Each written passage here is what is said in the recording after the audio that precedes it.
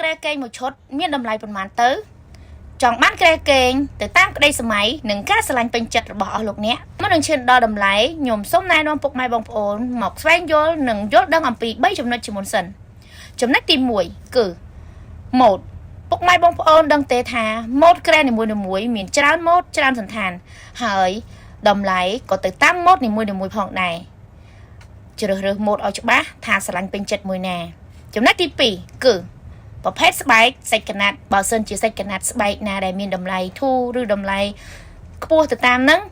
ក្រែរបស់យើងក៏មានតម្លៃទៅតាមនោះដែរចំណុចទី3គឺប្រភេទឆ្អឹង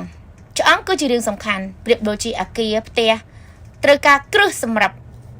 បន្ថែមនូវភាពរឹងមាំបើសិនជាគ្រឹះមិនរឹងមាំទេអញ្ចឹងវាមិនអាចគង់វង្សនឹងយូរអង្វែងបានទេឆ្អឹងផងដែរគឺមានជាប្រភេទឆ្អឹងដែកឆ្អឹងឈើឆ្អឹងដែកប្រភេទក្តារឈើខ្មែររួមមានច្រើនប្រភេទសម្រាប់ជ្រើសរើស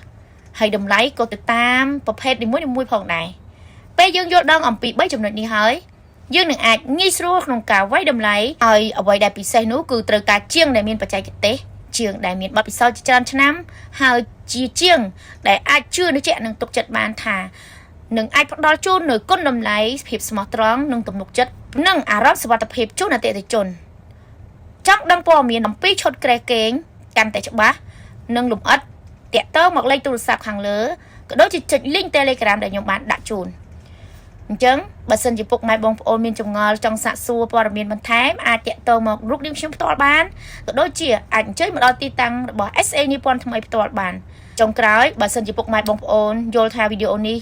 មានប្រយោជន៍ចង់ដឹងនៅវីដេអូបន្តបន្ទាប់អំពីឈុតគ្រឿងសង្ហារឹមពីបញ្ហាសាឡុងកៅអីក្រែកេងឈុតគ្រឿងសង្ហារឹមជាច្រើនកុំភ្លេចជួយ like ជួយ share វីដេអូនេះទាំងអស់គ្នាដើម្បីទទួលបាននូវវីដេអូលើក្រោយចាសសូមអរគុណ